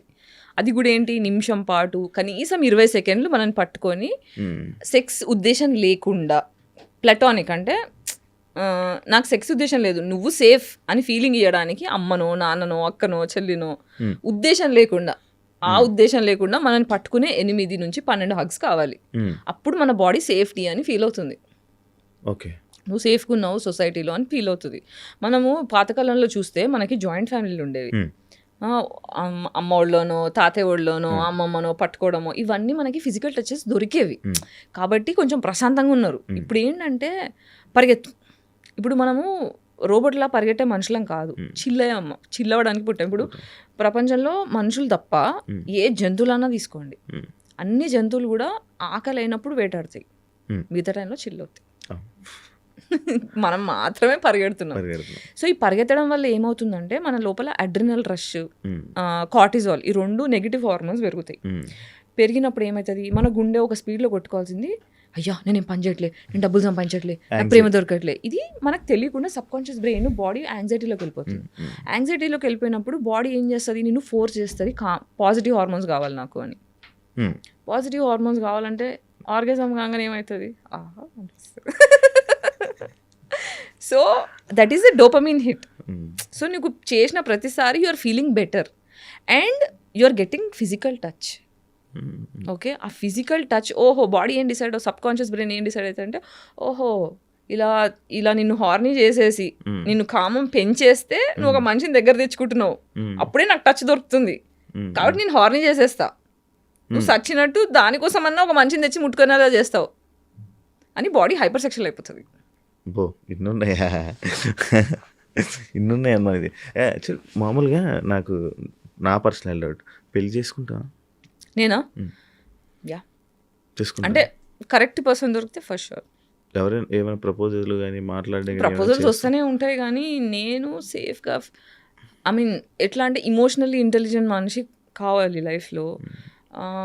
ఇప్పుడు ఏమవుతుందంటే, ఇప్పుడు నన్ను టామ్ బాయ్ అంటారు, నన్ను మొగోడ్లాగా అంటారు, మ్యాస్క్యులిన్ అంటారు. లేదా ఇప్పుడు నాకు అమ్మాయి వచ్చినా అబ్బాయి వచ్చినా ఇప్పుడు నాకు ఎలాంటి మనిషి కావాలి అంటే, నేను పెద్ద మనిషి అంటే అందరి జీవితంలో అమ్మని అయిపోయా అని చెప్పా కదా, నాకు ఆ బాధ్యత అలసిపోయా.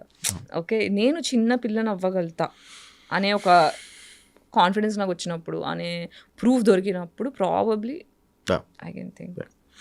మీరు సొసైటీ కోసం ఆలోచించి సొసైటీ కోసం మాట్లాడుతున్నారు అంతే కదా, మిమ్మల్ని సొసైటీ యాక్సెప్ట్ చేస్తుందని అనుకుంటున్నారు? సంబంధం లేదు. ఎందుకు? హీరోలు ఎప్పుడు సొసైటీ పీపుల్ ప్లీజర్లు కాదు హీరోలు. ఆ సొసైటీ నాకు లాభం వచ్చినా లేకున్నా నా వల్ల సొసైటీ బాగుపడుతుందని డిసైడ్ చేసుకునేటోడే ఫ్రీడమ్ ఫైటర్ అయ్యిండు. భగత్ సింగ్ అయినా ఎవరైనా సరే, ప్రాణం పోతుందని తెలుసు, రిస్క్ ఉందని తెలుసు, దీనివల్ల నన్ను గుర్తిస్తాడా గుర్తించరా అని పట్టించుకోరు. నా వల్ల బాగుపడుతుంది దేశం, నేను బలైనా సరే, నాకు కష్టం వచ్చినా సరే, నేను సఫర్ అయినా సరే, నేను చేసే పని వల్ల నలుగురు బాగుపడతారు అని అర్థం చేసుకున్నాడు హీరో అవుతాడు. ఈ సొసైటీలో మీ ఫ్యామిలీ కూడా, మీ ఫ్యామిలీ యాక్సెప్ట్ చేస్తుందా మిమ్మల్ని? సంబంధం లేదు నాకు, నన్ను ఎవరు యాక్సెప్ట్ చేయాలని నా సంబంధం నాకు లేదు. నన్ను నేను యాక్సెప్ట్ చేసుకున్నాను, అది నాకు ఇంపార్టెంట్. నా కుక్ యాక్సెప్ట్ చేసింది నాకు అది చాలు. సడన్గా మీరేంటి సందీప్ రెడ్డి వంగలా మాట్లాడతా? నేను ఎప్పుడు ఇట్లానే మాట్లాడా. నార్మల్గా జస్ట్ కంపేర్. ఫేమస్ అయింది అందుకే కదా. బేసికలీ మీ యూట్యూబ్ ఛానల్ ఎలా రన్ అవుతుంది? బాగానే అది పోతుంది. ఒక పార్ట్ ఆఫ్ రెవెన్యూ కోసమేనా మీరు స్టార్ట్ చేసి? పార్ట్ ఆఫ్ రెవెన్యూ అంటే ఇప్పుడు నేను ట్రీట్మెంట్ అంతా అయ్యి చలో నేను కొంచెం మెల్లిమెల్లిగా వర్క్ చేద్దాము అని స్టార్ట్ చేసి మొత్తం అన్ని ఛానల్స్ తిరిగా, టీవీ ఛానల్స్ తిరిగా, న్యూస్ ఛానల్స్ తిరిగా, యూట్యూబ్ ఛానల్స్ తిరిగా, మూవీ ఆఫీస్లో అందరినీ కాంటాక్ట్ అయ్యా. నాకు అర్థమైందంటే nobody wants to work with me, nobody wants to work with me. నా ఇంటర్వ్యూలు కావాలి, నా కంటెంట్ కావాలి, కానీ నాకు ఆదాయం ఇచ్చే ఇంట్రెస్ట్ ఎవరికి లేదు. ఇది నాకు అర్థమైపోయింది. సో నేనే గొడవాలి. సో సాగర్ అని నా ఫ్రెండ్ ఉన్నాడు, హైదరాబాద్ నైట్స్ అని ఒక సినిమా డైరెక్ట్ చేసిన 23లో బెడ్ రిడన్ అవ్వకముందు. సో అది ఇంకా రిలీజ్ ఉంది, పోస్ట్ ప్రొడక్షన్లో ఉంది. ఆ సినిమా డైరెక్టర్ నాకు సినిమా బండికి డిఓపి అనమాట తను. సో తను ఫ్రెండ్ అయ్యాడు. నేను పడిపోయిన టైంలో నాకు క్రౌడ్ ఫండ్ క్యాంపెయిన్ రేజ్ చేయడము, నాకు రెగ్యులర్గా కొంత గొప్ప డబ్బులు. ఇప్పుడు నాకు సాగర్ కూడా one of the friend that helps me consistently. అంటే నా దగ్గర నుంచి నన్ను బాధ పెట్టకుండా, నన్ను ఎక్స్ప్లాయిట్ చేయకుండా, నన్ను అబ్యూజ్ చేయకుండా, ట్రూ హార్ట్తోని, ప్యూర్ ఫ్రెండ్షిప్తోని నాకు హెల్ప్ చేస్తున్న 2-3 మనుషుల్లో సాగర్ ఒకడు. సో సాగర్ ఏమన్నాడంటే, నువ్వు టెన్షన్ పడక గాయత్రి, మనకి ఇది ప్రాబ్లం, దీని సొల్యూషన్ ఉండకుండా ఉండదు, will do something, will start. నేను ప్రొడ్యూస్ చేస్తాను యూట్యూబ్ ఛానల్కి, నేను సపోర్ట్ చేస్తాను. కానీ బాల్కనీ చిత్రాలు అని తన ప్రొడక్షన్ హౌస్ ఉంది. సో తను కూర్చొని నువ్వు ఏం చేస్తావు, నువ్వు యూట్యూబ్ కంటెంట్ చేసుకుంటూ వెళ్ళు, తను పోస్ట్ ప్రొడక్షన్ నేను చూసుకుంటా, రిలీజ్ నేను చూసుకుంటా, ఫైనాన్స్ ఎట్లా చేద్దాం. ఇప్పుడు నాకు రాదు పని, నువ్వు కొత్త నేను కొత్త, నేను ఫిల్మ్ మేకర్ని, నాకు యూట్యూబ్తో సంబంధం లేదు, but will try doing something అని చెప్పి అలా స్టార్ట్ చేసాం. అంటే ఇప్పుడు యూట్యూబ్ ఎందుకు ఉంది అంటే, నా వాయిస్ ఇప్పుడు ఒక యాక్ట్రెస్ అన్న తర్వాత, ఒక పబ్లిక్ పర్సన్ అన్న తర్వాత, you should be alive in the media. So that is one reason. ప్రతిసారి వేరే యూట్యూబ్ ఛానల్స్కి వెళ్తే రాంగ్ టైటిల్స్ వేసి నా పేరంతా ఖరాబ్ చేసారు. నేను ఎంపవర్ చేద్దామని వస్తే నన్ను డిస్పవర్ చేసేసిండ్రు. సో వేరేళ్ళ దగ్గరికి వెళ్ళి నా పేరు పాడు చేసుకోవడం ఎందుకు, నా వాయిస్ నా ఫస్ట్ హ్యాండ్ వాయిసే వెళ్ళాలి, వేరేళ్ళ కంట్రోల్లోకి వెళ్ళకూడదు, నా ఇమేజ్ నా కంట్రోల్లో ఉండాలనే ఉద్దేశంతో నా యూట్యూబ్ ఛానల్ స్టార్ట్ చేసుకున్నా. దీనివల్ల ఇప్పుడు ఏంటి, ఇప్పుడు డెమో షూట్ ప్లాన్ చేస్తున్నా, సినిమా స్టోరీ ఒకటి పెట్టుకొని. మళ్ళీ సాగరే నా డెమో షూట్కి కూడా డబ్బులు పెడుతున్నాడు. సో ఇప్పుడు యాక్చువల్గా మొన్న షూట్ చేయాల్సింది, హీరో కోసం వెతుకుతున్నా. మీ డైరెక్షన్కి మీకు మంచి అవార్డ్స్ వచ్చాయని విన్నా. మీకు ఆ టాలెంట్ కూడా ఉంది కదా? ఉంది, టాలెంట్ ఒకటి సరిపోతుందా? చాలా మందికి తెలుసు లేదు కదా మీ డైరెక్షన్, మీ అవార్డ్స్కి, మీ అవార్డ్స్ గురించి. చిన్న చేసా, సినిమాలు చేయలేదు కదా, సినిమా చేస్తే ఆ చిన్న వాటికి అన్ని వచ్చాయంటే పెద్ద చేస్తే ఎలా వస్తుందో. మీ థాట్ ప్రాసెస్కి, మీకు దానికి అంటే ఎలాంటి హీరో కావాలి? ఇది ఒక లవ్ స్టోరీ చేస్తున్నా. ఈ లవ్ స్టోరీలో 40-year-old ఫీమేల్, 30-year-old మేల్. నేను పనికిరానా? నాకు కరెక్ట్ అదే మాట్లాడదామని అనుకుంటున్నారు లోపల. అంటే ఫస్ట్ టైం కదా మనం కలవడము. కింద రాగానే శివ ఏజెంట్ ఉంటుంది, శివని అడుగుదామా, 29-30 దగ్గరలో ఉన్నా, సరిపోయావు శివ, కరెక్ట్. సో ఈ సినిమా మొత్తం లవ్ రొమాన్స్. ఓకే, నీకు ఓకేనా? నాకు ఓకే. సరే అయితే అయిపోయినాక మాట్లాడు. మాట్లాడు. రెమ్యునరేషన్ ఇవ్వలేను, పేద డైరెక్టర్. నాకు రెమ్యునరేషన్ తో అవసరం లేదు, కంటెంట్. సరే డెమో వరకు అయితే, డెమో షూట్ వరకు అయితే చూద్దాం, తర్వాత. ఎప్పుడు జాబ్ చేయాలని అనిపించలేదా మీకు? అనిపించే అన్ని తిరిగా. నేను ఏం జాబ్ చేయగలుగుతానో దాన్ని బట్టి అన్ని ప్లేసెస్లో తిరిగా. చూడాలి, ఇంకా I'm trying to figure out. ఇప్పటికీ మీకు చెప్తే మరి 3 నెలలు అవుతుంది నేను రూమ్ రెంట్ కట్టుకొని. కాకపోతే మా ఓనర్ ఏంటంటే, నేను 10 ఏళ్ళ నుంచి సేమ్ ఓనర్స్ అనమాట. సో వాళ్ళ ఫస్ట్ నేను 2 bedroom 2 BHKలో ఉండేదాన్ని. మళ్ళీ ఇప్పుడు నాకు పెంట్ హౌస్ కావాలి అని మొండికి చేస్తే, మా షిజ్జుగాడు ఉన్నాడు, సన్లైట్ లేదు, నాకు విటమిన్ డి డెఫిషియన్సీ ఉంది, సన్లైట్ కావాలి అని చెప్పి పెంట్ హౌస్ అంటే మా అందే ఉంది ఇంకోటి చూడని, మళ్ళీ అక్కడ 4 years ఉన్నా, మళ్ళీ ఇక్కడ ఆల్మోస్ట్ 11 years నుంచి సేమ్ ఓనర్స్ అనమాట. సో వాళ్ళు ఏంటంటే నా మీద అభిమానం ఏంటంటే, ఒక్కతే కష్టపడుతుంది, ఒక్కతే మళ్ళీ అల్లరి చేయను, మళ్ళీ కాలనీలో ఏమైనా లొల్లులు అయితే నేను వెళ్ళి చూస్తుంటా. సో అట్లా కోవిడ్ టైంలో కూడా చాలామంది సఫర్ అవుతూ కన్స్ట్రక్షన్స్ అవుతుంటే వాళ్ళందరికీ ఒక 300 ఫ్యామిలీస్కి ఫుడ్ సప్లై చేసిన, ఎన్జిఓస్తో టైఅప్ చేసి, టీవీ ఛానల్స్లో లైవ్ ఇచ్చి, నా ఫేస్బుక్లో ఇన్స్టాగ్రామ్లో లైవ్లు ఇచ్చి, అలా అయినా ఎన్జిఓస్తోని వేరే కంట్రీస్ నుంచి డబ్బులు పంపించి అలా చాలామందికి సెట్ చేశాను అనమాట. సో కాలనీలో అందరూ బేసిక్గా నన్ను గుర్తుపట్టి నాకు రెస్పెక్ట్ ఇస్తారు, not just because I'm an actress, because there is అట్లా.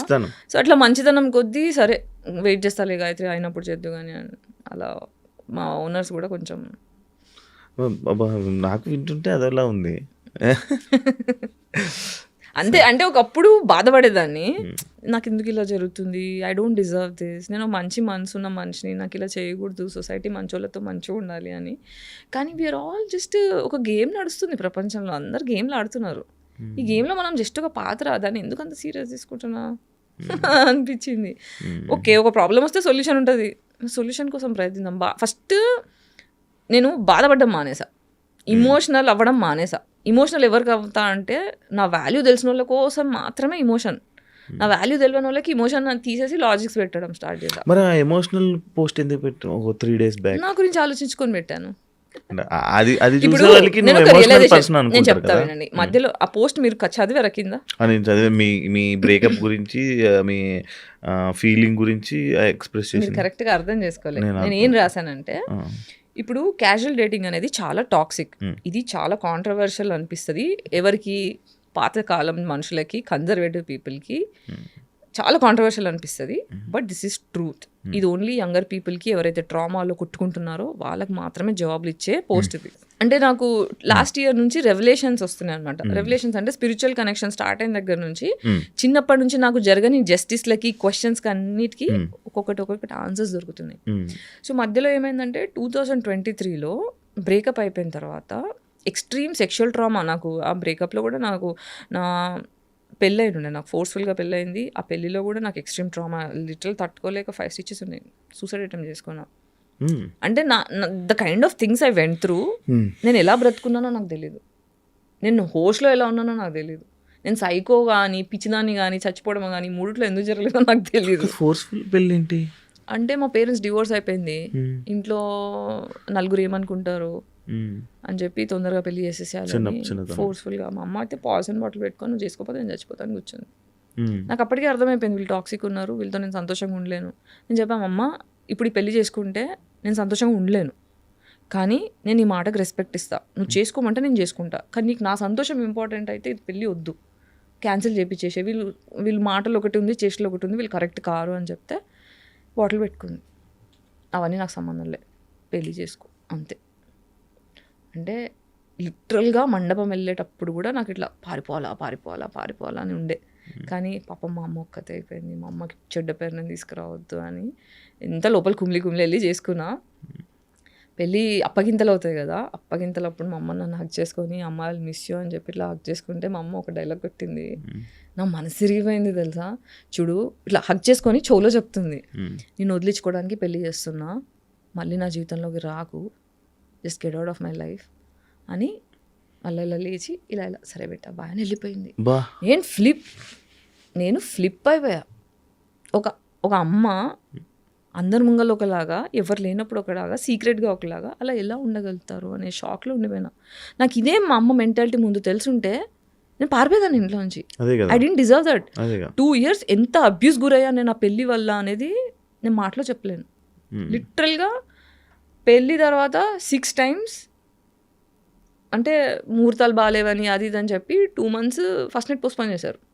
ఇంత లోపల మనోడు ఏం చేస్తాడు, ఇంట్లో ఎవరు లేనప్పుడు ఫోర్స్ చేయడం. నాకు ఇష్టం లేదు, పద్ధతికి వెళ్దామంటే జుట్టు పట్టి గోడ కొట్టి కళ్ళు తిరిగిన తర్వాత అలా 6 times జరిగింది. I was bleeding every time. మా అమ్మకు ఫోన్ చేస్తే, నువ్వు చచ్చిపోయినా నాకు సంబంధం లేదు, నేను వదిలించుకోవడానికి పెళ్లి చేశా, నాకు ఫోన్ చేయకు. ఇదిలా జరిగేది. యాక్చువల్లీ యూఎస్కి వెళ్ళకపోవడానికి రీజన్ ఇదేమో, ఇది ఎప్పుడు వచ్చింది. సో ఇలా జరిగాయి. సో నాకు అందుకే పెళ్ళి అంటే భయం, పెద్దోళ్ళు అంటే భయం. అంటే అది భయం అంటే భయపడను, కానీ సబ్కాన్షియస్ యాంగ్జైటీ అది. అందుకే పెళ్ళి జోలికి వెళ్ళాలంటే.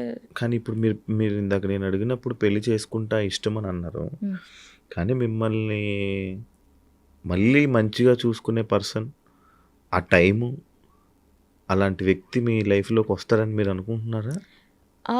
అంటే వస్తే మంచిది, లేకపోతే ఇట్స్ ఓకే, ఇలానే గడిపేస్తాం. మనము జీవితంలోకి ఒంటరిగానే వస్తాం, ఒంటరిగానే పోతాం, మధ్యలో ఈ డ్రామా అంతా. సో ఒక్కసారి when you make peace with your self, మనకు సెల్ఫ్ వర్త్ తెలిసి గాడ్ వచ్చేసింది అనుకోండి, నా బాధ వినడానికి ఒక వాయిస్ ఉంది నా లోపల, I'm hearing myself, God is listening to me, I'm being guided. నన్ను గైడ్ చేస్తున్న ఒక సూపర్ పవర్ నా లోపల ఉంది, God is there for me. So I'm fine. I'm God. అంతే, నేను దేవుడు నువ్వు దేవుడు, అంటే మనం అందరం దేవుళ్ళమే, జస్ట్ వీ డోంట్ రియలైజ్ అంతే. చిన్నప్పుడు కూడా చిన్నపిల్లలు దేవుడితో సమానం అని అప్పుడే అంటారు కదా. ఎందుకంటే పొల్యూట్ అవ్వలేదు కాబట్టి. మనం పొల్యూట్ అవ్వడం వల్ల మనం దేవుళ్ళని మర్చిపోతాం. అంటే మరి గుళ్ళకి వెళ్ళడం అవన్నీ జరుగుతుంటున్నాయి కదా. ఇంతకుముందు వెళ్ళేదాన్ని కాదు, కానీ ఇప్పుడు వెళ్తున్నాం. గుడికి వెళ్తున్నా, గుడిలో వెళ్ళి మెడిటేషన్ చేసుకుంటా, ఎనర్జీస్ అబ్జర్వ్ చేసుకుంటా. యాక్చువల్లీ మీకు ఇలాంటి సిచ్యువేషన్ జరిగింది, మీ అలాంటి వాతావరణంలో పెరిగారు, అన్నీ జరిగాయి కదా. అంటే పెళ్లి చేసుకోవాలి, ఒక పిల్లలు, ఆ పిల్లల్ని మంచి చూసుకోవాలి, వాళ్ళకి అన్నీ నేర్పించాలి, ఇలా జరగాలి అలా జరగాలి. మన జనరేషన్, మన వారసులు, మన వారతత్వం అది పెంచి కొంచెం మంచిగా నేర్పించి మంచిగా సొసైటీలో ఉండాలనే ఆలోచన అలాంటివి ఉన్నాయా? చేస్తున్నాను కదా ఆల్రెడీ పేరెంటింగ్ సొసైటీకి.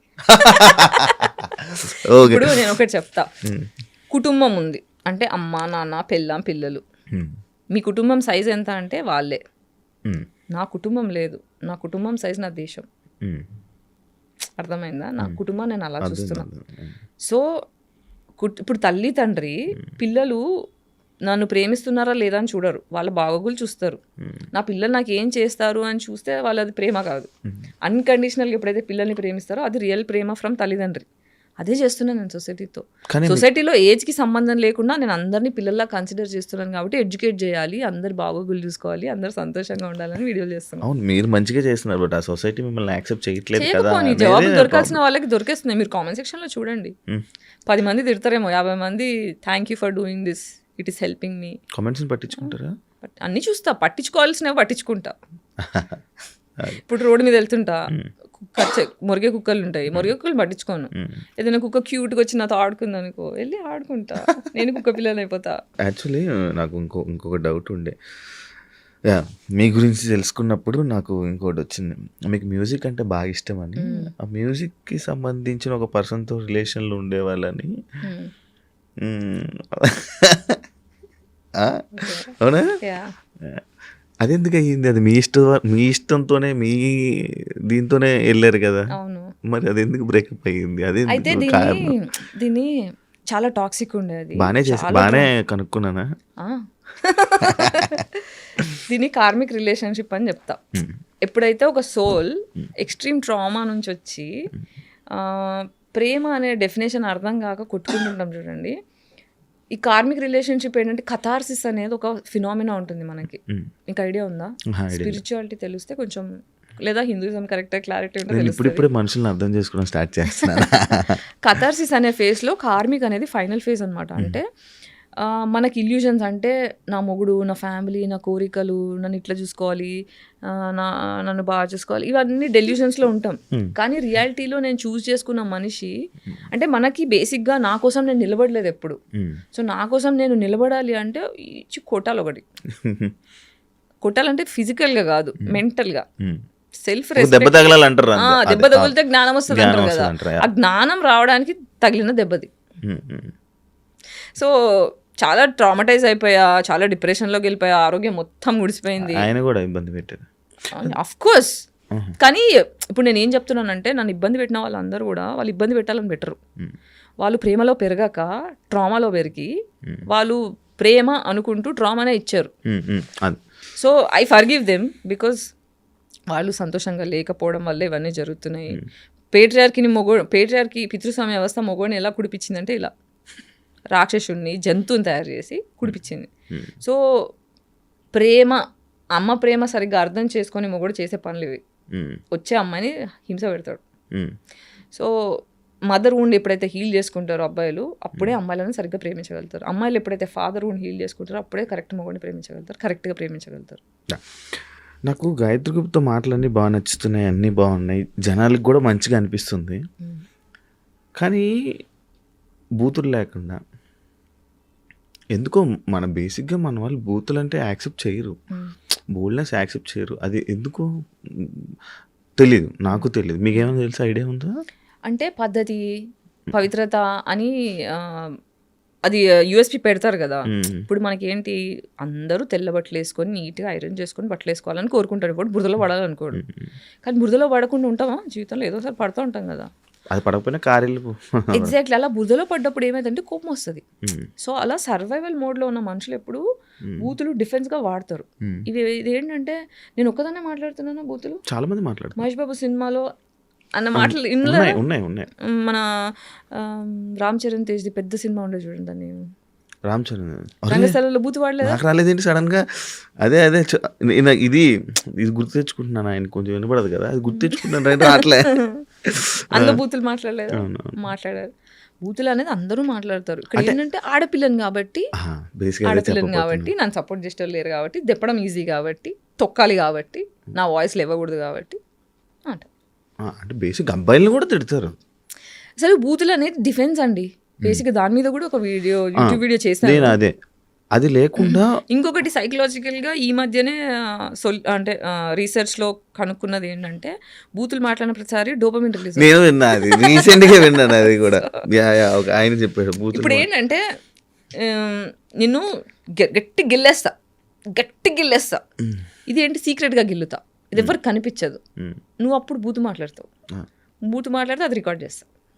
ఈ గిల్లదు ఎవరికి కనిపించట్లా, బూతు మాట్లాడితే కనిపిస్తుంది. మనుషులు బూతు మాట్లాడదంటే గిల్లద్దు, సొసైటీ గిల్లుతుంది, హరాస్ చేస్తుంది. అంటే మెటఫార్గా చెప్తున్నా, సొసైటీ ఈజ్ నాట్ లెట్టింగ్ మీ. అమ్మాయిలని అబ్బాయిలని ఎవరైతే బూతులు మాట్లాడుతున్నారో వాళ్ళు జీవితంలో సంతోషంగా లేరు, వాళ్ళకి రెస్పెక్ట్ దొరకట్లేదు. సో అది డిఫెన్స్లో వచ్చే మాటలు. వాళ్ళని తప్పు అని చెప్పే కంటే వాళ్ళు ఎందుకు అలా చేస్తున్నారో మనం ఇప్పుడు ఒక చెట్టు సరిగ్గా పెరగట్లేదు అనుకో గార్డెన్లో, మనం సాయిల్ని కరెక్ట్ చేస్తాం కానీ చెట్టు ఎందుకు పెరగట్లేదు అనం కదా. సొసైటీ బాగుపడాలి ఫస్ట్. ఫైనల్గా ఏం కోరుకుంటున్నారు జనాల నుంచి?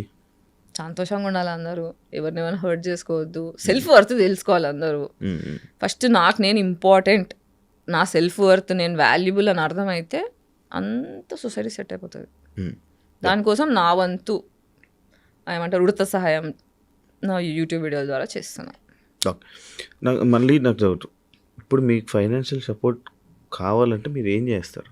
ఏమో నాకు అర్థం కావట్లేదు. సినిమా చేస్తాను, ఇప్పుడు క్రౌడ్ ఫండింగ్ చేస్తాను. సినిమా డెమో షూట్ చేసిన తర్వాత ఫిలిం బజార్ అని ఒక ప్లేస్ ఉంది గోవాలో, అక్కడ మొత్తం డిఫరెంట్ ప్రొడక్షన్ హౌసెస్ వస్తాయి, వేరే కంట్రీస్ నుంచి ప్రొడ్యూసర్స్ వస్తారు. అక్కడ వాళ్ళకి నచ్చితే ఇక్కడ ఇంత కష్టపడాల్సిన అవసరం లేదు. అక్కడ పెద్ద డోర్ ఓపెన్ అయింది నాకు, అది కూడా సాగరే తీసుకెళ్ళాడు 2 years బ్యాక్. అక్కడ ఏంటంటే మన స్టోరీ డెమో ప్రజెంట్ చేసుకోవచ్చు. మన స్టోరీ నచ్చింది అనుకోండి, అక్కడిదక్కడ ప్రొడ్యూసర్లు డబ్బులు పెట్టేస్తారు. అదొక ఆప్షన్ ఉంది. ఇంకా మా చిన్న చెల్లి అక్టోబర్లో కొన్ని డబ్బులు సేవ్ చేస్తుంది నా కోసం. సో కొంచెం బిజినెస్ స్టార్ట్ చేయడానికి చిన్నపాటి ఇన్కమ్ సోర్స్ బిజినెస్ స్టార్ట్ చేయడం కోసం ఐడియాస్ అన్ని క్యూరేట్ చేస్తున్నా. ఫుడ్ బిజినెస్ స్టార్ట్ చేద్దామని. అది ఇన్ని ఉన్నాయి. మీ పాత యాంకర్ జాబ్ ఎందుకు రావాలనుకోలే?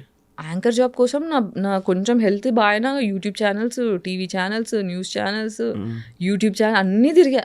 చెప్పా కదా, nobody wants to work with me. తిరిగా. అందుకే ఇప్పుడు యూట్యూబ్లో నేను ఏం చేస్తున్నా, యాంకరింగ్ చేసుకుంటున్నా సొంతగా, ఏమీ యాక్సెప్ట్ చేయలేదని చెప్పి. Thank you so much. నాకు మంచి పాడ్కాస్ట్ ఇచ్చి నాకు కొన్ని చాలా తెలియని విషయాలను చాలా తెలిసేలా చేసినందుకు. అండ్ నేను చాలా మిస్ అయ్యానని అనిపిస్తుంది. తప్పకుండా నేను ఇంకొకసారి మీతో ఇంకో పాడ్కాస్ట్ పెట్టాలని నేను కోరుకుంటున్నాను. అండ్ అదే కాకుండా మీరు మీ లైఫ్లో మంచి సక్సెస్ అవ్వాలని, అంటే మీ మాటలు విన్నప్పుడు మంచిగా ఉన్నారు కదా, మంచి జరగాలి అది కోరుకుంటూ, మీ కష్టాలన్నీ తీరిపోవాలని, మంచి ఆఫర్స్లో ఇంకా సక్సెస్ అవ్వాలని, ఇంకా పైకి వెళ్ళాలని మనస్ఫూర్తిగా కోరుకుంటున్నాను. Wish you all the best. Thank you so much. అందరూ హ్యాపీగా ఉండాలి. సర్వే జన సుఖినో భవంతు. ఇదైతే నేను ఈ మాట ఎక్కువ అనడం స్టార్ట్ చేశా. I'm manifesting peace for everybody in our country. అంటే ప్రపంచంలో ఉన్న అందరూ ప్రశాంతంగా ఉండాలని. నేను రీసెంట్గా ఒక పాడ్కాస్ట్ చేసా, విష్ణుప్రియ భీమినేని. తను కూడా నేను వైబ్రేషన్స్ తీసుకుంటున్నా, తను అలాగే మాట్లాడింది నా ఇంటర్వ్యూ. తన్నే చూసే దాని తర్వాత మీరేనా సేమ్.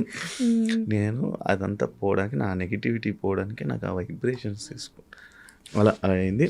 థ్యాంక్ యూ, ఆల్రెడీ చెప్పేశాను కాబట్టి.